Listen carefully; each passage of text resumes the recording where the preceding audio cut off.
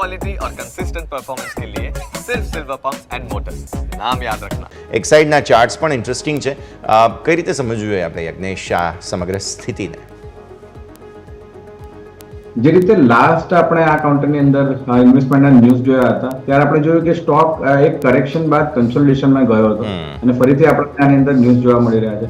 તો ઇમ્પોર્ટન્ટલી જોઈએ આપણે તો જે એનો એક અપમૂવ જોયો હતો આપણે એપ્રિલ મહિનાથી લગભગ જુલાઈ મહિનામાં એક ટોપ બન્યો હતો. એનું એક સિમ્પલ રિટ્રેસમેન્ટ આપણને જોવા મળ્યું અને ત્યારબાદ આપણને પોઝિટિવ ન્યૂઝ પણ કાઉન્ટરની અંદર જોવા મળી રહ્યા છે. અત્યારના અગર ડેઇલી ટાઈમ ફ્રેમ પર આપણે નજર નાખીએ, શોર્ટ ટર્મ ચાર્ટ્સ પર જોઈએ તો એક પોઝિટિવ ડાયવર્જન્સ પણ ક્રિએટ થઈ રહ્યો છે. બહુ ઇમ્પોર્ટન્ટ સપોર્ટ ફિબોનાચીને પણ જોવા મળી રહ્યો છે 50%નું રિટ્રેસમેન્ટ, જે લગભગ 450-470 પાસે જોવા મળી રહ્યું છે. સસ્ટેન કરી રહ્યો છે સ્ટોક એ લેવલ્સની અબોવ. એ સારા સિગ્નલ્સ છે આ કાઉન્ટર માટે. મારી પસંદગી રહેશે કે આ કાઉન્ટરમાં આ લેવલ્સ પર આપણે એન્ટ્રી કરી શકીએ છીએ. 485નું લાસ્ટ ક્લોઝિંગ હતું. આ નીચે પણ મળે છે 470 સુધી, તો ડેફિનેટલી આની અંદર એક લોંગ કરી શકીએ છીએ આપણે. નીચેમાં આપણે 460 રૂપિયાનો સ્ટોપ લોસ મેન્ટેન રાખવો જોઈએ. ઉપરમાં 520 ના લક્ષ્યાંક શોર્ટ ટર્મની અંદર એક એક્સપેક્ટેડ છે. તો વ્યૂ પોઝિટિવ છે એક્સાઇડ ઇન્ડસ્ટ્રીઝની અંદર.